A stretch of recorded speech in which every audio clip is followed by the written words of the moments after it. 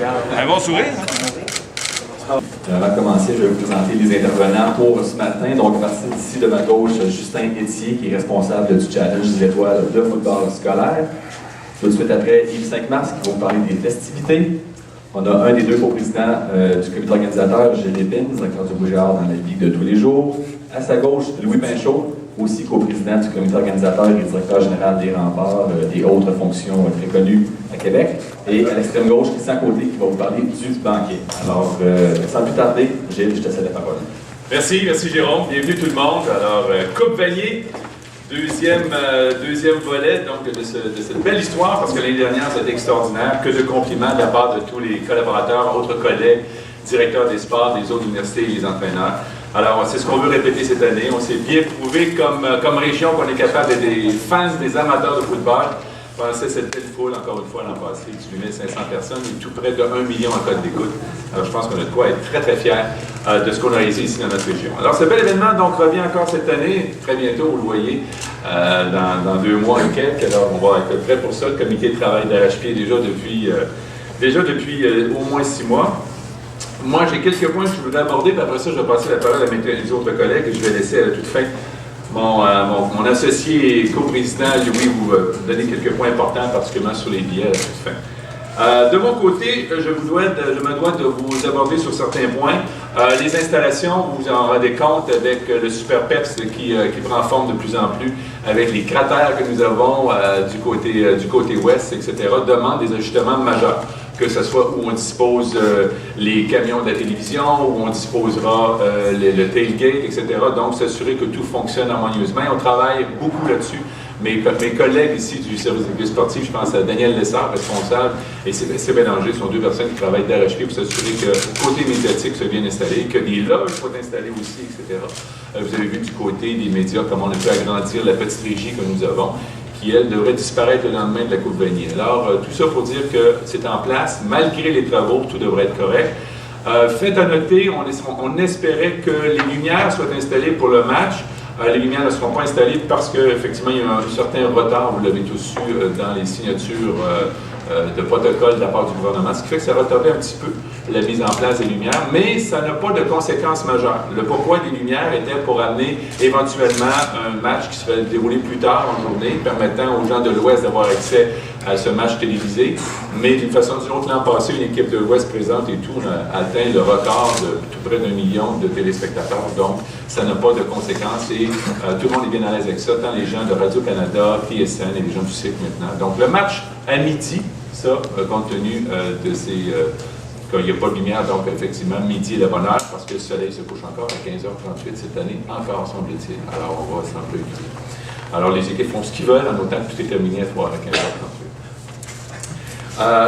Après ça, c'est pile ou face.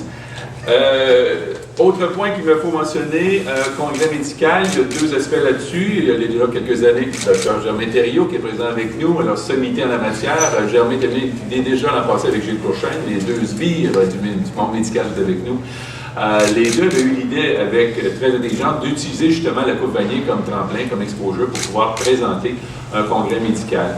Alors, un congrès médical qui parlait entre autres des blessures sportives. Je les laisserai parler de ça parce que là, je me perds finalement en conjoncture, n'étant pas dans mon domaine. Alors, les 2 personnes sont là, pourront vous en parler davantage. Alors, c'est intéressant parce que ça va permettre aux gens de peut-être démystifier les blessures sportives, de les prévenir aussi. Je fais une petite parenthèse, les 2 m'avaient invité d'ailleurs à une présentation la semaine dernière. J'ai mis une froid dans le dos quand on voit les blessures sportives, comment ça peut venir rapidement et comment on peut les prévenir. Et en football, c'est un sport effectivement qui demande beaucoup de précautions. Je pense que c'est une information très intéressante. Et il y a aussi un volet fort intéressant qui est celui, non pas pour les professionnels, pas pour le public en général en soirée. Donc, monsieur, madame, tout le monde, les parents concernés, les entraîneurs amateurs peuvent assister à cette conférence-là qui devrait être très précieux pour eux de voir ces informations sur les blessures sportives, particulièrement celles du football. En parallèle avec ça, va se dérouler pour le plan canadien, parce que c'est plus pour le plan provincial, ce beau congrès médical-là, va avoir un congrès sur l'antidoping. On sait comment c'était à la mode tout récemment, la dernière semaine, le dopage sportif, non pas que c'est la mode d'en prendre, mais la mode d'en parler, j'espère. Guillaume, je ne te disais pas personnellement. D'ailleurs, chez les médias, on a un problème. Non, pas vrai. Tout ça pour dire qu'effectivement, c'est un point qui est revenu rapidement et beaucoup. Et les gens du sport universitaire canadien et du CCES, du Comité canadien d'éthique en sport, mettre en place un forum sur l'antidopage qui, lui, s'adressera particulièrement aux responsables de sport, s'adressera aux entraîneurs-chefs qui sont intéressés et autres personnes, bien sûr. Et ça se déroulera ici, fort probablement, au Concorde. C'est ce qu'on essaie de faciliter avec eux autres. On ne parle pas d'une grande quantité de personnes. Là. Je pense qu'on parle plus d'une cinquantaine, soixantaine de personnes dans ce petit colloque antidopage. Et beaucoup plus, on parle plus de centaines dans l'autre congrès médical dont je viens de vous parler sur les blessures sportives. Dernier point qu'il faut que je vous parle. Ah oui, les billets pour le congrès médical disponibles, bien sûr, à la billetterie du programme OGR. Ça, il n'y a pas de problème. Sheridan, qui est avec nous aujourd'hui en arrière, pourra vous donner des informations concernant l'information pour le congrès médical. On a un brunch tailgate, c'est-à-dire qu'on fait une belle expérience. On permet donc 2-3 volets là-dessus qu'on vise en même temps. Financement de programmes de clubs OGR. 5 clubs du OGR vendent des billets VIP qui donne une possibilité du brunch dans le stade couvert et après ça, accessibilité bien sûr aux matchs sont en vente, donc particulièrement les hommes et les femmes d'affaires ou autres personnes qui veulent en avoir. Il en reste moins qu'en restait, les billets en restent presque plus. Alors c'est des tables, pas des tables, mais c'est des quatuors, donc c'est 4 billets pour 500 $. Et ça, c'est vendu donc par les clubs, pourquoi je me trompe, là, de basketball, rugby, ski alpin, soccer et celui qui me manque, golf. Voilà. Alors, ces 5 non-athlétistes vont peut-être laisser prendre les branches, mais c'est ces 5 clubs-là donc qui vont vendre les billets et au profit de leur club, effectivement. À ça, s'additionnons d'autres personnes qui vont venir pour le brunch. On pense à ça, c'est une firme bien connue de la région. Alors, tout ça pour dire qu'on aura une festivité qui devrait regrouper 700 personnes, 800 personnes précédant le match dans le stade couvert. Je pense que j'ai dit pas mal ce que j'avais à dire dans les points que Jérôme m'a demandé de faire, parce que je ne n'écoute pas Jérôme, il va toujours être fâché après moi. Prochain point, donc, il va me rester Christian, donc, à qui je vais passer le ballon, non pas la POC. Alors, Christian, qui est notre grand Manitou de Mallette et qui va nous parler, et bien sûr la voix du Rougeard, qui va vous parler du banquet et du brunch des entraîneurs. Alors, merci Gilles. Le banquet, d'abord, comprenez que c'est encore une fois l'événement protocolaire par excellence là, qui lance l'ambiance de la semaine et les festivités. L'endroit, encore une fois, au Centre des congrès de Québec, le jeudi soir, le 25 novembre, donc 2 jours avant le match de compagnie. L'an dernier, le banquet, je vous rappelle, a attiré tout près de 1100 personnes, ce qui était un record dans l'histoire du sport interuniversitaire canadien. C'est un record qui place la barre très haute, je vous avoue, parce que les anciennes meilleures assistances à ce gala-là, on parlait de tout près de 500 personnes. Alors, on n'a plus que doublé les meilleures assistances dans l'histoire de ce gala-là, de football interuniversitaire canadien. Le gala va débuter. Nous attendons les gens dès 18h pour le cocktail et on prend l'engagement, comme l'an dernier, envers nos amis des médias, de pouvoir avoir terminé le tout aux alentours de 22h pour que vous puissiez respecter vos heures de tombée respectives et avoir le temps de faire des entrevues avec les gagnants. Nous attendons, évidemment, nous avons des objectifs ambitieux, mais nous espérons à tout le moins répéter l'objectif de l'an dernier. Vous savez, il y a toujours l'incertitude, est-ce que le Rouge et Or va être au match de Courvanier, donc ça peut changer l'attrait pour le banquet. L'an dernier, l'attrait a été exceptionnel. On a encore une excellente année, une excellente équipe sur le terrain cette année, donc on souhaite que les gens soient en grand nombre au banquet. Nous espérons que notre volet public aura un meilleur succès encore cette année. Je voudrais qu'on rappelle aux gens la possibilité de se procurer des billets à l'unité. Les billets à l'unité sont à 160 $ pour le banquet. Et les gens, les corporations ont également la possibilité d'acheter des tables au coût de 1500 $. On a mis un incitatif qui est incidemment le même tarif que l'an dernier. On a mis un incitatif cette année.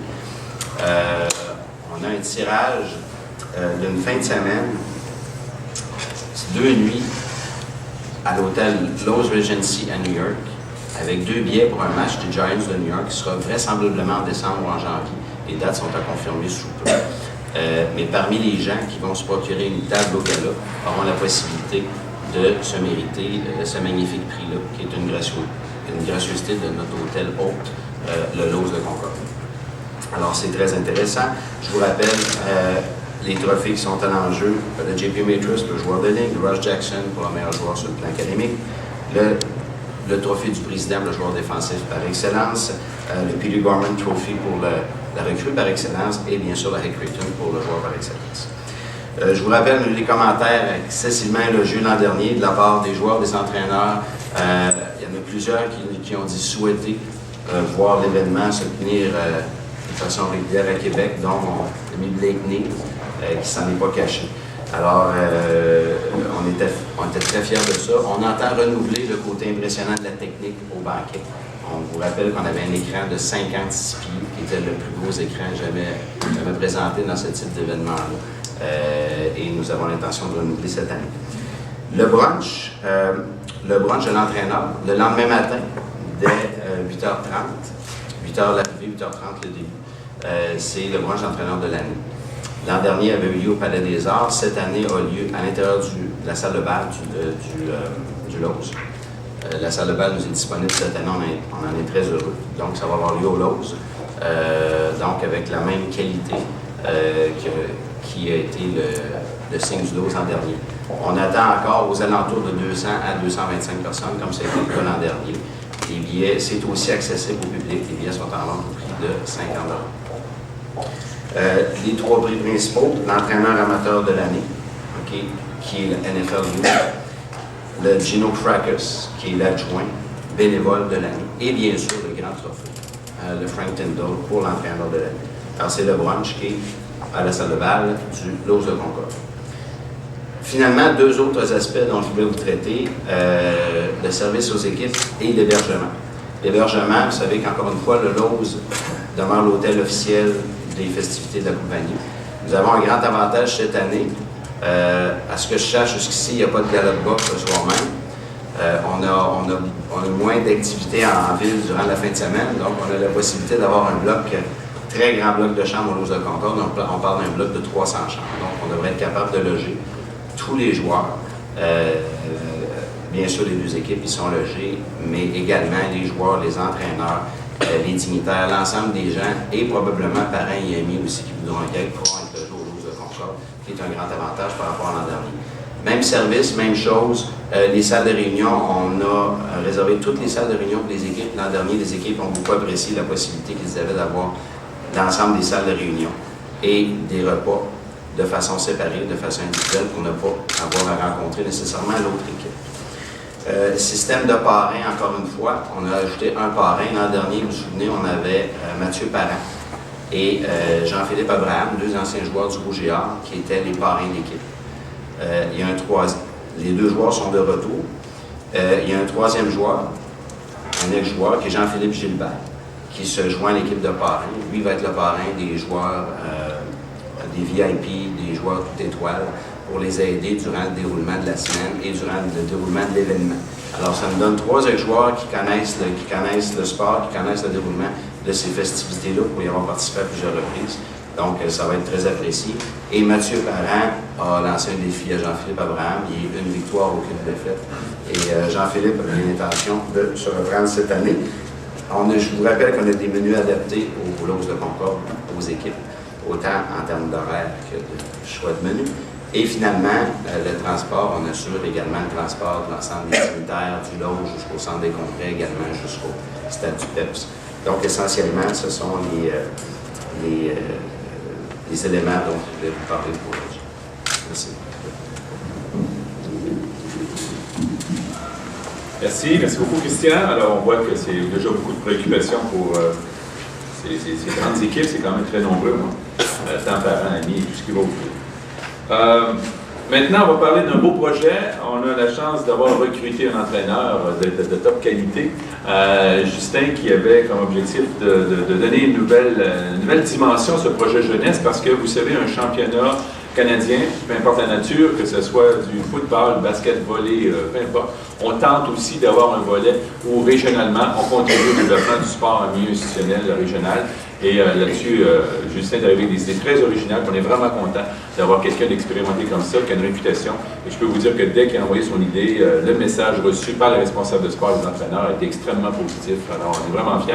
Et sans plus tarder, je vais laisser parler de ce beau projet du challenge.